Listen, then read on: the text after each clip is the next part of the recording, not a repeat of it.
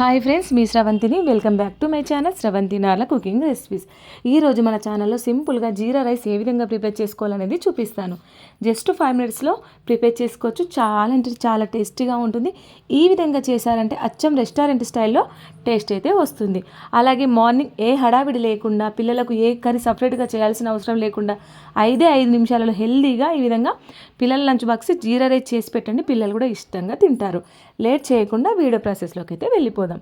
ఇక్కడ నేను మీకు బాస్మతి రైస్తో చూపిస్తున్నాను, ఎందుకంటే మనకు అచ్చం రెస్టారెంట్ స్టైల్లో టేస్ట్ రావడానికి మీకు బాస్మతి రైస్ తోటి చూపిస్తున్నాను. కానీ మీరు ఇంట్లో నార్మల్ రైస్ తోటి ప్రిపేర్ చేసేయచ్చు, పిల్లలకు కూడా మనకు కూడా. కాకపోతే ఇక్కడ బాస్మతి రైస్ తోటి చూపిస్తున్నాను.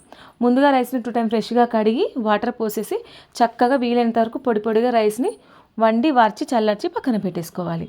ఇప్పుడు స్టవ్ ఆన్ చేసి ప్యాన్లో జస్ట్ 4 టేబుల్ స్పూన్ నెయ్యి వేసేసుకోవాలి. మంచిగా నెయ్యి మెల్ట్ అయిపోయాక హీట్ అయిపోయిన తర్వాత బిర్యానీ ఇంగ్రీడియంట్ వేసేసుకోవాలి.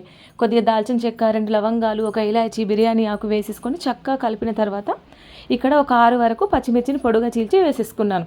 ఇందులో సపరేట్గా మనం కారం ఏమి వేయం కాబట్టి రైస్కు రుచికి సరిపడా పచ్చిమిర్చిని చూసి వేసుకోండి. సపరేట్గా మనం కారం ఇందులో ఏమి వేయం కాబట్టి పచ్చిమిర్చిని కూడా వేసేసుకొని మంచిగా గీలో ఫ్రై అయిన తర్వాత ఇక్కడ ఒక 5-6 స్పూన్ల వరకు జీలకర్రను వేసేసుకోవాలి. మీరు రైస్కు సరిపడా జీలకర్రను వేసుకోవాలి. జీలకర్ర జీరా రైస్కి కొంచెం ఎక్కువగానే పడుతుంది. చాలా అంటే చాలా హెల్దీ అండ్ చాలా టేస్టీ కాబట్టి జీలకర్ర కొంచెం ఎక్కువగానే వేసుకోండి.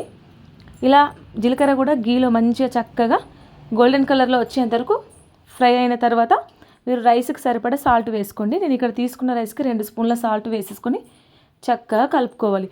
ఇక్కడ నెయ్యికి బదులు నూనె కూడా వాడచ్చు, కానీ నెయ్యితోటి వాడితే నెయ్యితోటి చేసే జీరా రైస్ ఇంకా డబుల్ టేస్ట్గా ఉంటుంది. పక్క హోటల్ స్టైల్లో వస్తుందని నేను నెయ్యి వేసేసుకోను. మీకు ఇష్టం ఉంటే ఏదైనా యూజ్ చేయొచ్చు. సాల్ట్ వేసుకున్న తర్వాత కొద్దిగా కరివేపాకు కూడా వేసుకొని చక్కగా కలుపుకోవాలి. ఇలా కలుపుకున్న తర్వాత ఇప్పుడు మనం స్టవ్ ఆఫ్ చేసేసి పొడి పొడిగా రైస్ని చల్లార్చి పక్కన పెట్టేసుకున్నామని చెప్పాను కదా, ఆ రైస్ని ఇందులో వేసేసుకొని చక్కగా కలుపుకోవాలి.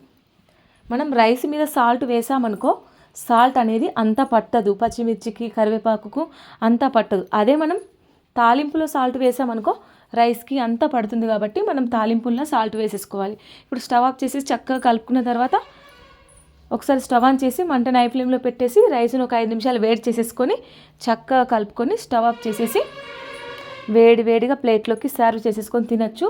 రైతాతోటి కానీ లేదంటే ఏదైనా ప్లెయిన్ గ్రేవీతోటి తింటే తిన్నా కొద్ది తినాలనిపిస్తుంది. అంత టేస్ట్గా ఉంటుంది. చాలా అంటే చాలా బాగుంటుంది. పిల్లల లంచ్ బాక్స్ కూడా ఈజీగా ఇలా ప్రిపేర్ చేసి పెట్టండి.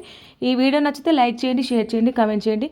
మీకు ఎలాంటి రెసిపీస్ కావాలో కింద కామెంట్ చేయండి, చేసి చూపిస్తాను. బెల్ ఐకాన్ని మాత్రం ఆన్లో ఉంచండి. ఈ వీడియో మీ ఫ్రెండ్స్, ఫ్యామిలీ మెంబర్స్కి, రిలేటివ్స్కి తప్పకుండా షేర్ చేయండి. Thank you for watching. Bye.